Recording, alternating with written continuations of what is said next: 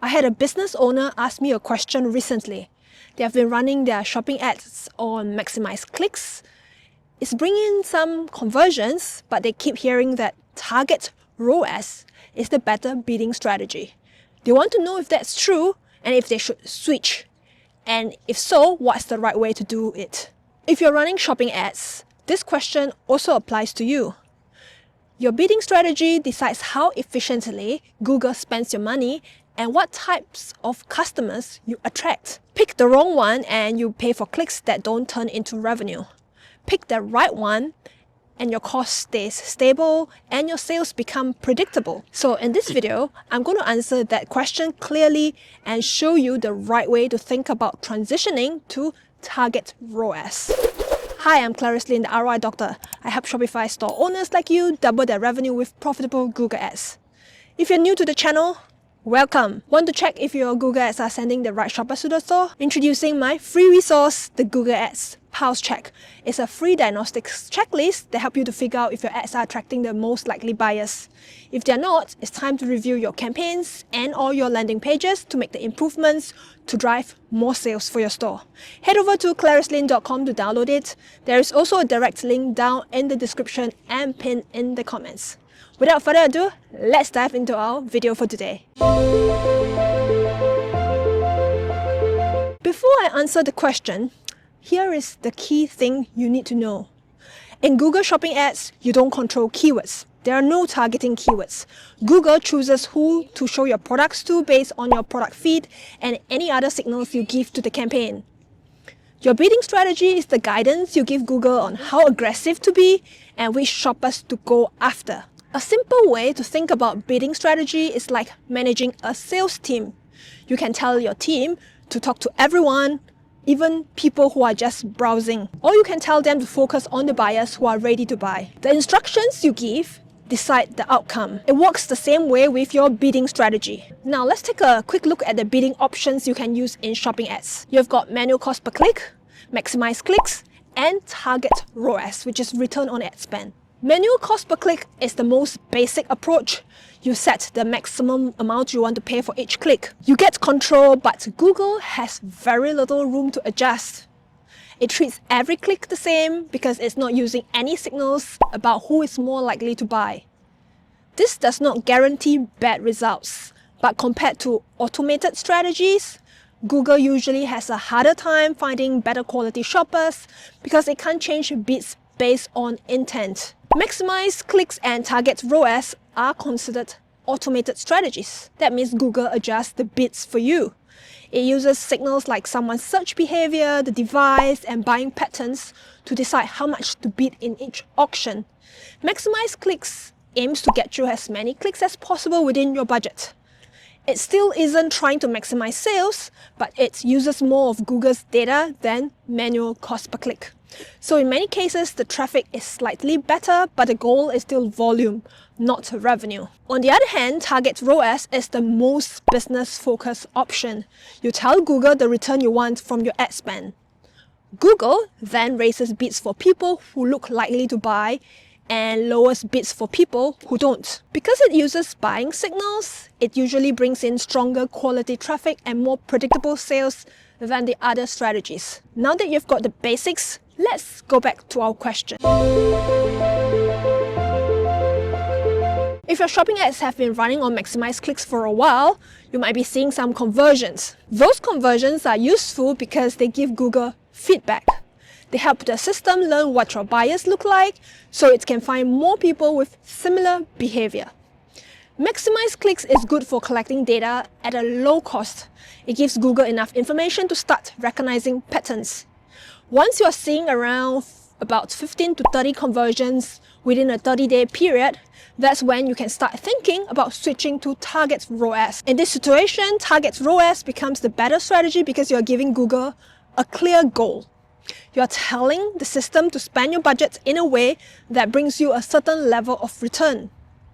And because it uses buying signals, it usually brings in better quality traffic. And of course, more predictable sales as long as there is enough data behind it. But if you're getting fewer than 15 conversions in 30 days, target ROAS won't work as well. Google simply doesn't have enough information to predict where future customers will come from. In that case, staying on maximize clicks a little longer is usually the smarter move. When you switch to target ROAS, Google will ask you to set a target. To choose the right number, you actually need to look at two things together. First, you have to know the ROAS your business needs to break even. Let's say your break-even point is 350%. That's the level where you're covering your costs and protecting your margins.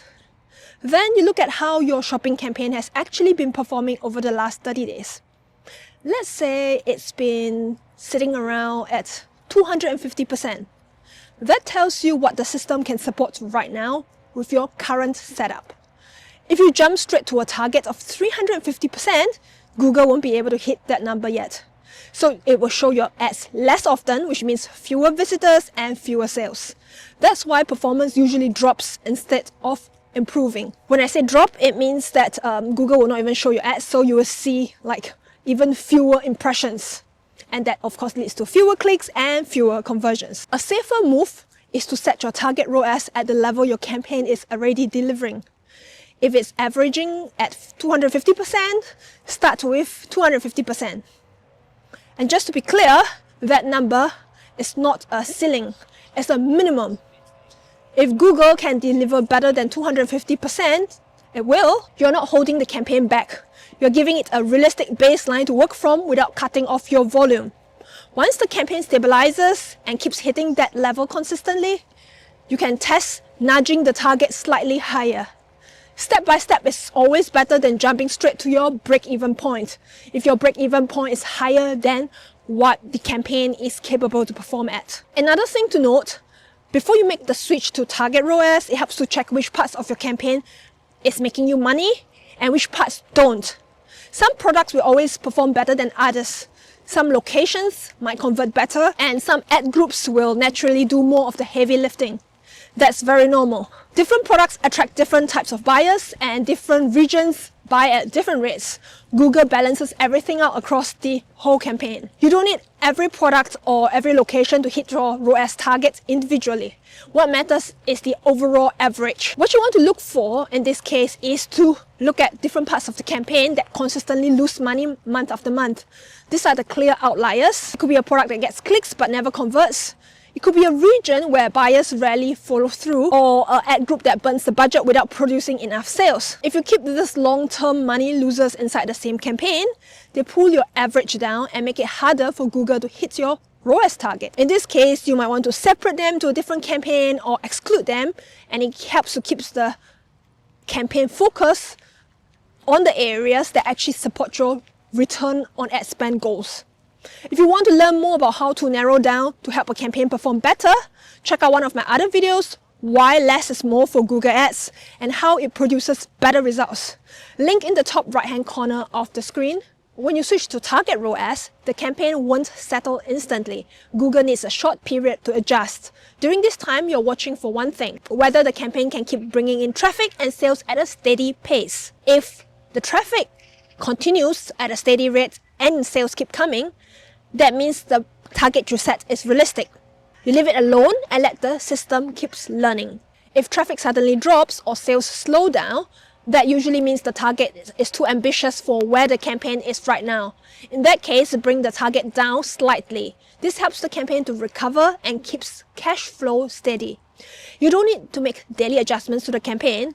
You don't need to overanalyze. The goal is very simple. Make sure the campaign keeps moving while gradually guiding it towards better returns. While the campaign is settling, there's one more area worth improving, and that's your product feed. Think of your product feed like the labels on shelves in a physical store. Clear labels help shoppers find a product fast. Vague labels make people skip past it. Google Shopping works the same way. The clearer your product information is, the easier it is for Google to put your products in front of the right customers. To fix this, make sure each product has a clear title with the key details a shopper would search for. Update your description so they explain the important features, and add the basic attributes people care about like size, color, or material. And use images that show the product clearly. These simple updates help Google understand your products faster and send you better quality traffic. Your campaign setup works the same way. Think of it like organizing aisles in a store. If you put too many unrelated products together, shoppers get confused. They can't find what they want. But if you organize similar items into the right sections, people find what they came for.